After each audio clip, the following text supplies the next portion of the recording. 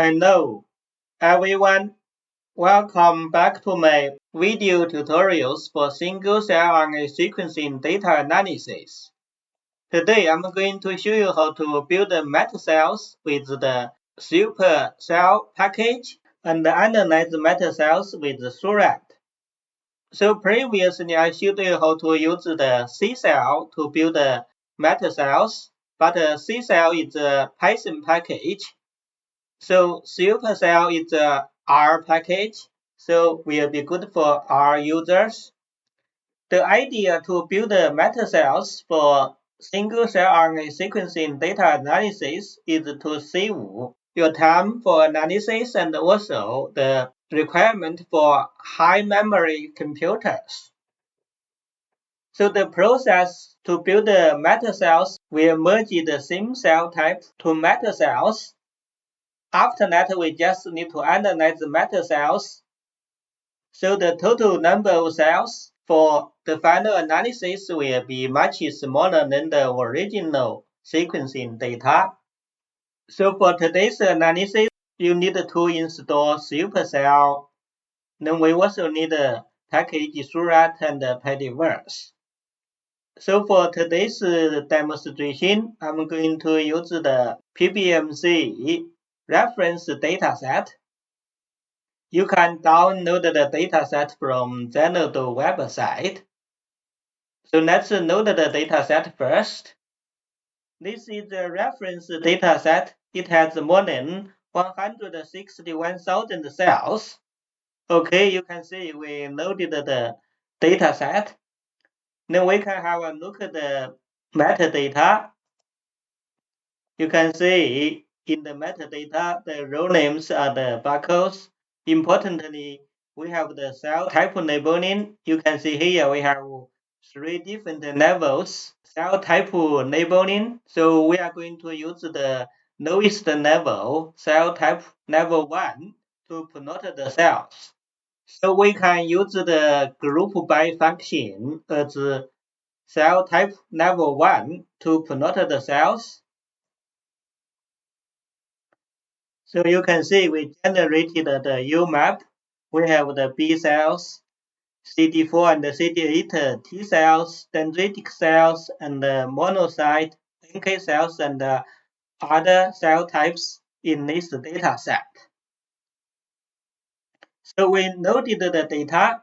Next, we can get the gene expression matrix data in order to build the metacells. We can have a look at the data. Let's click PBMC dataset.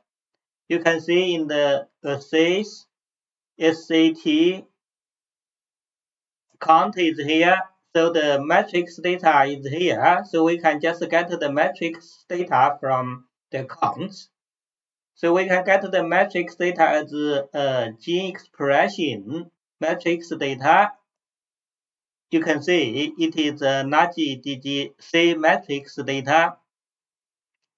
We can have a look at how many genes and how many cells are there. You can see in the DGC matrix, we have more than 20,000 genes and more than 161,000 cells.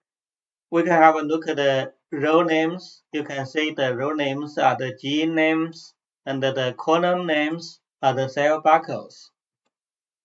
So now we can use the SuperCell package to build the metacells.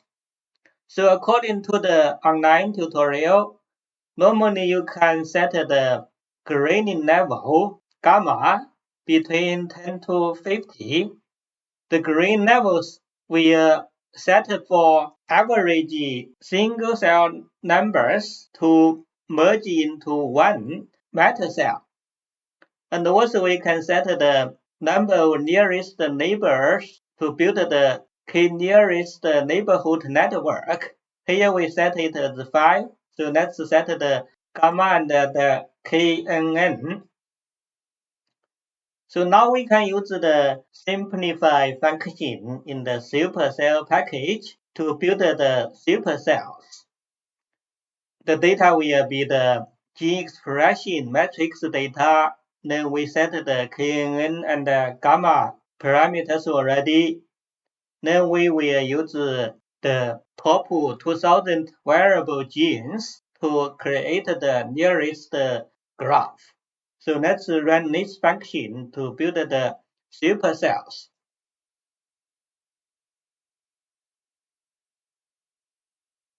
Okay, you can see we build the supercells. We can have a look at the data. You can see because we set the gamma as 20, now we have over 8,000 supercells. Because we also calculated the k nearest neighbor graph, so we have the graph for the supercells. Then we have the membership slot.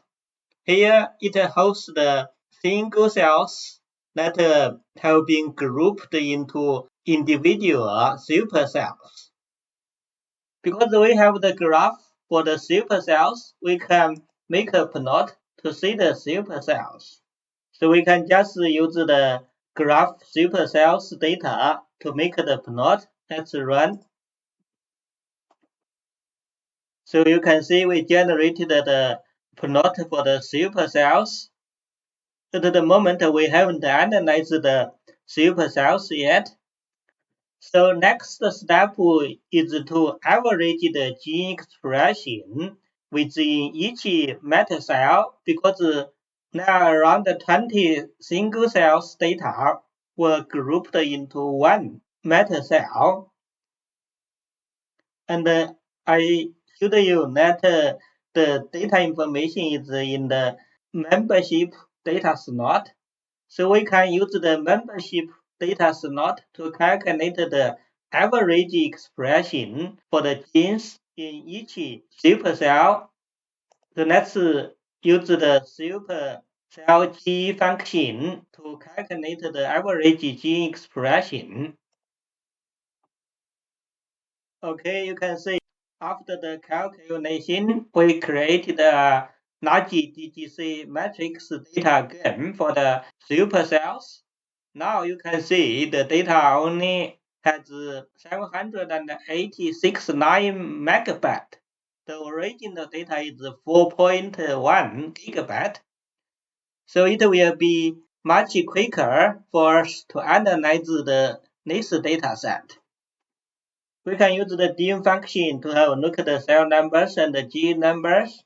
You can see, again, we still have 20,729 genes in this dataset. Now we only have 8,088 supercells. If we have a look at the row names, you can see the row names are the gene names. Then we can have a look at the column names. You can see it is null, so we don't have the column names. So we can generate column names according to the metacell number. We can name it as from metacell number 1 to metacell number 8088.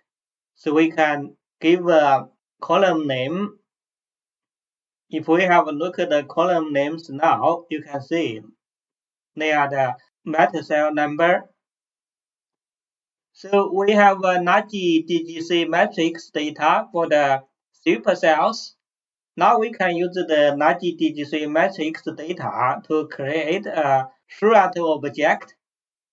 Then we can analyze the supercells using the Seurat package. First, let's create the Seurat object. We can name it as PBMC metacell object, and we use the SCGE large DGC matrix for the supercells. So after that, we can run a standard workflow to normalize the data. Then find the variable features for the supercell data. After that, we can scale the data. Now we can run PCA. After PCA, we can use the elbow plot to identify the best pieces for downstream analysis. You can see from the elbow shape, after 20 will be fine for the analysis. we can use PC30 for the demonstration. So we are going to run UMap with the PC1 to PC30. Let's run.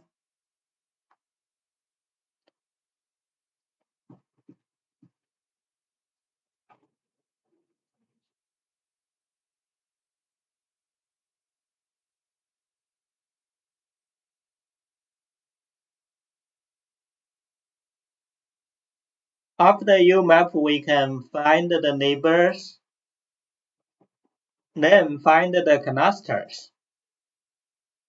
You can see I used the resolution 0.2 to find the clusters. Then we have 13 cell clusters. Now we can use the dim plot to see the cell clusters.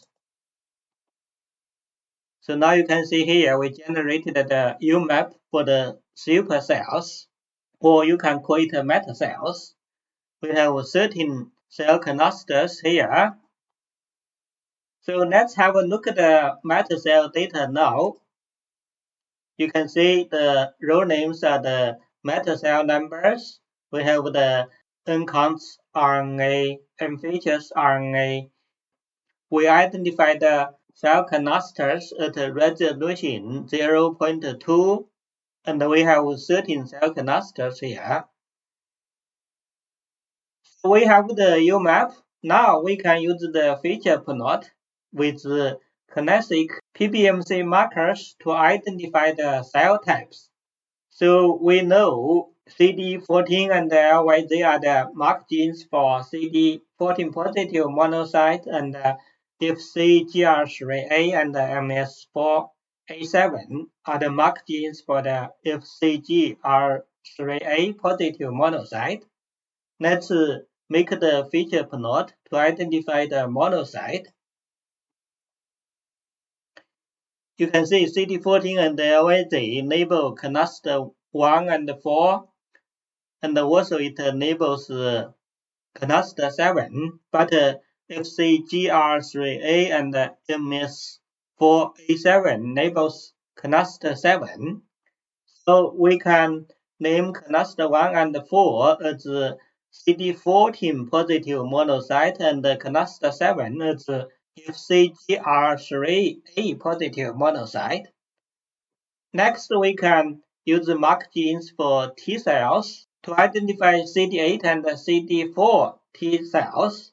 So CD3 is a mark gene to label all the T cells, and the CD8A is a mark gene for CD8 positive T cells, and the CCR7 and IL7R are the mark genes for the CD4 positive T cells.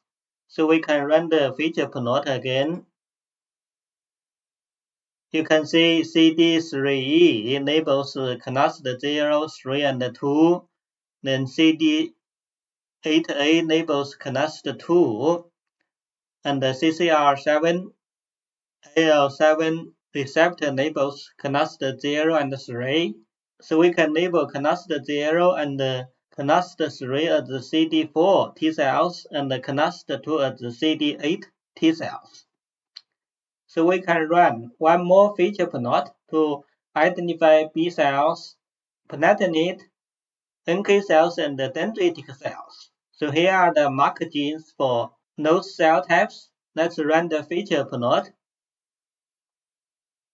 You can see MS4A1 is the mark gene for B cells. So cells in cluster 6 are B cells. Then PPBP labels platelet. It is in cluster 8, and NK cells are in cluster 5 and 10. Then dendritic cells are in the cluster 9, so we can name them as B cells, platelet, NK cells, and dendritic cells. We still have two very small cell clusters. They are not labeled by those cell markers. We can just label them as others. So now we can rename the cell clusters. And after that, we can plot the cells again. Now you can see we labeled the cells, monocyte, dendritic cells, B cells, platelet, CD4 T cells, CD8 T cells, and NK cells. So I told you in the beginning, this is the reference data set. And here we can plot all the cells on cell type level 1. Now we can make the UMAP for all the cells as plot 1. And plot the supercells as plot 2. Then we can put both plot together. Let's run. So we can zoom in to see both UMAPs. Let's make it bigger. Okay, you can see here are the original data, including all the single cells. And on the right-hand side is the UMAP that we analyzed using the Metacells. You can see we can still see B cell clusters, the monocyte. Here are the monocyte. Dendritic cells are close to the monocyte. Then here in the SuperCell UMAP, dendritic cells are close to the monocyte. Then we have the platelet. In the original data, it labels as other cells. Then we have CD4, CD8 T cells and NK cells. So okay, you can see we can use the SuperCell package to analyze single cell RNA sequencing data. Because this data set only have 161,000 cells, you actually can use your computer to analyze all the cells. But I use this dataset for the demonstration because first, it has cell type labeling, and second, it is very quick for demonstration. But when you really want to use the SuperCell package, normally you will analyze the dataset more than 1 million cells. So this is my demonstration. I hope my video tutorial could help you understand the process to build the metacells using the SuperCell R package. So if you like my video tutorials, please share it with your friends. Thank you.